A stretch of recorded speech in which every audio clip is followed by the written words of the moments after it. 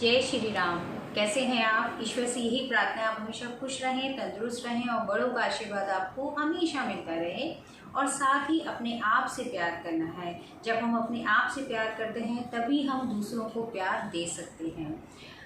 आज हम बात करने के लिए आए हैं गुप्त नवरात्रि। गुप्त नवरात्रि 22 जून यानी कि ग्रहण के अगले दिन से गुप्त नवरात्रि स्टार्ट हो रहे हैं और इनका समापन होगा 29 जून को। गुप्त नवरात्रि, वैसे तो साल में 4 नवरात्रे आते हैं। जो ये गुप्त नवरात्रे होते हैं वो क्या है? सबसे पहले तो हम ये सुनते हैं, जैसे हमारे बड़े बूढ़े थे वो हमेशा बोलते थे कि खाना और पूजा हमेशा छुप करके करनी चाहिए। छुप करके क्यों करनी चाहिए? उसका पूरा सत हमारे को मिल जाता है। गुप्त नवरात्रि महाविद्याओं की आराधना का गुप्त नवरात्रि है।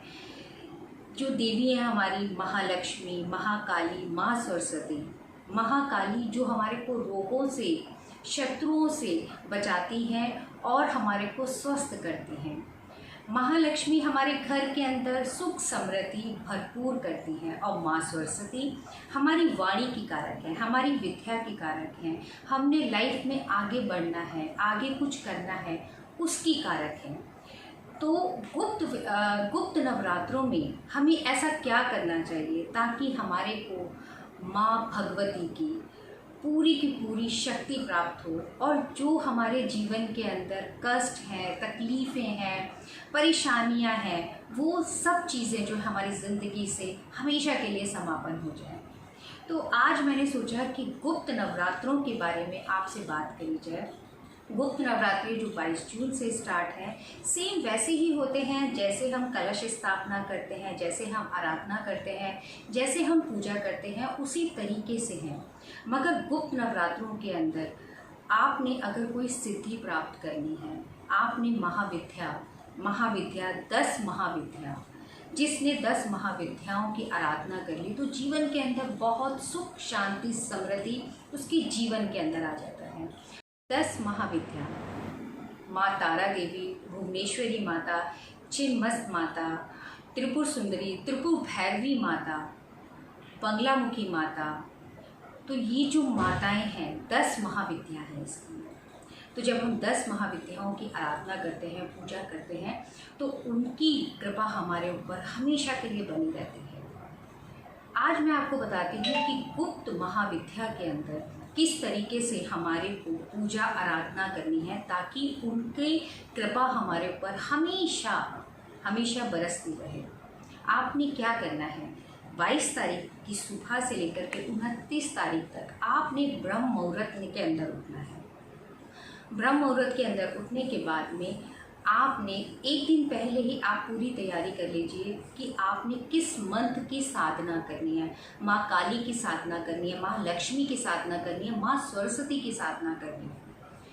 आपने ये डिसाइड कर लेना है कि आपने किस मंत्र की साधना करनी है और किस पर्पस से आप करने हैं। जो भी आपने पूजा करनी है, जो भी जप तप करना है, मगर आपकी इंटेंशन, आपकी हर चीज़ बिल्कुल क्लियर होनी चाहिए। आपने बच्चों के लिए करना है, आपने अपने घर के अंदर बरकत के लिए करना है, आपने अपनी वाणी को सिद्ध करना है। तो ये टाइम पीरियड जो है ना, ये बहुत अच्छा टाइम पीरियड है। इस पीरियड के अंदर आप करेंगे तो आपको जो हम रेगुलर पूजा करते हैं उससे कई गुना हमारे को इसकी कृपा प्राप्त होती है। तो आपने क्या करना है, सुबह जो है आपने सुबह जल्दी उठना है, ब्रह्म मुहूर्त के अंदर उठना है। ब्रह्म मुहूर्त के अंदर उठ करके एक चौकी के ऊपर पीले रंग का साफ कपड़ा होना चाहिए, पीले रंग का कपड़ा उसके ऊपर बिछा दीजिएगा और 5 आपने मेवा लेनी है। 5 बादाम ले सकते हैं, 5 मिश्री ले सकते हैं, 5 अखरोट ले सकते हैं, 5 किशमिश ले सकते हैं। वो आपकी श्रद्धा के अनुसार है।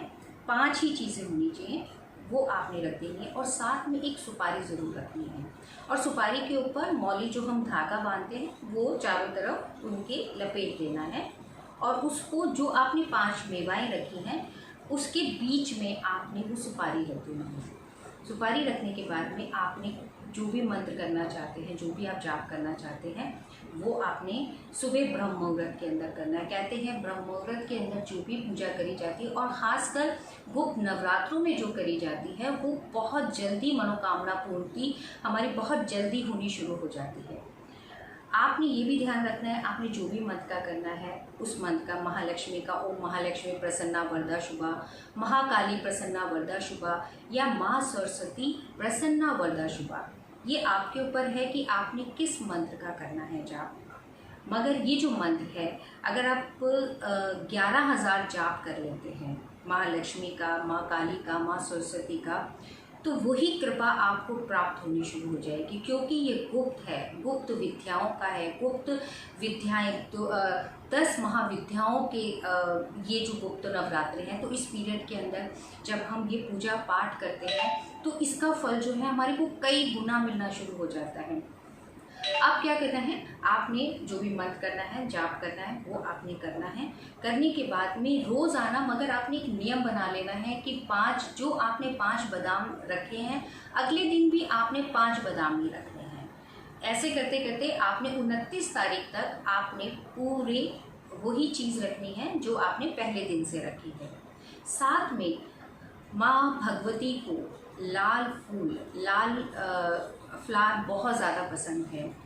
अगर आपको गुड़हल के फूल मिल जाते हैं तो रोज़ एक गुड़हल का फूल जो है वो आप अपने वो जो पूजा कर रहे हैं वहाँ पर ज़रूर रखिएगा।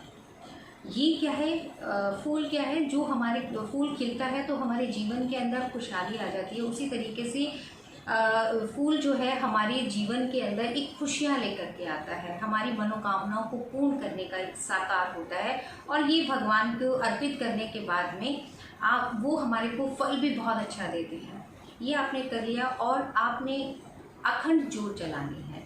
अखंड ज्योत का ध्यान रखना है कि उसके अंदर अखंड ज्योत बुझनी नहीं चाहिए, इस चीज़ का आपने खास ध्यान रखना है।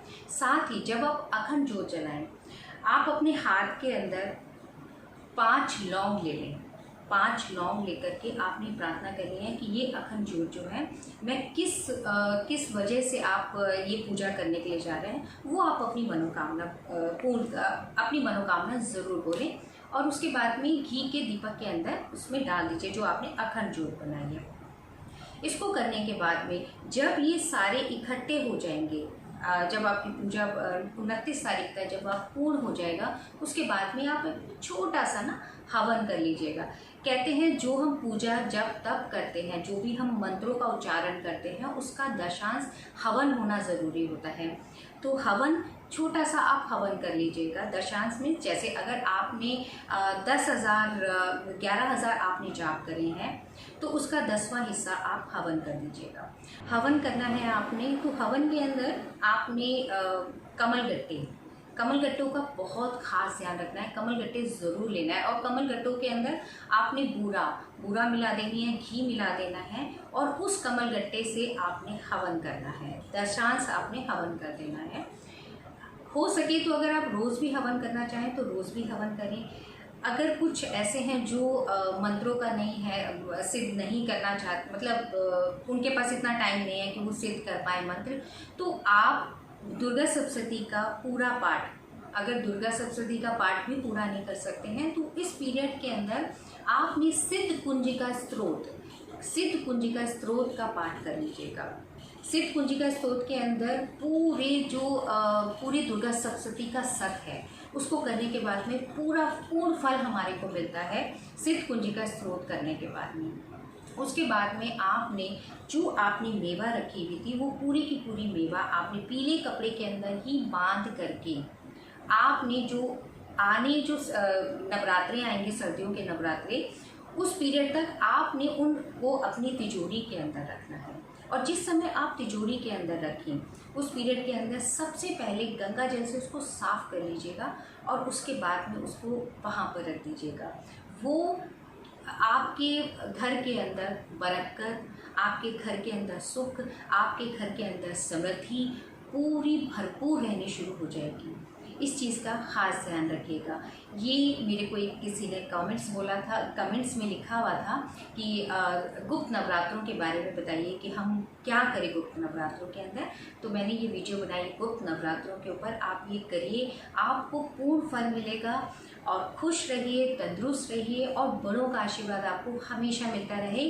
अगर अभी तक आपने मेरे चैनल को सब्सक्राइब नहीं किया है तो उसको सब्सक्राइब करिए, बेल बटन को ज़रूर दबाइए ताकि आपको मेरी नोटिफिकेशन जो भी मैं वीडियो डालती हूँ उसकी जानकारी आपको हमेशा मिलती रहे। आज के लिए बस इतना ही। अपना ध्यान रखिएगा। जय श्री राम।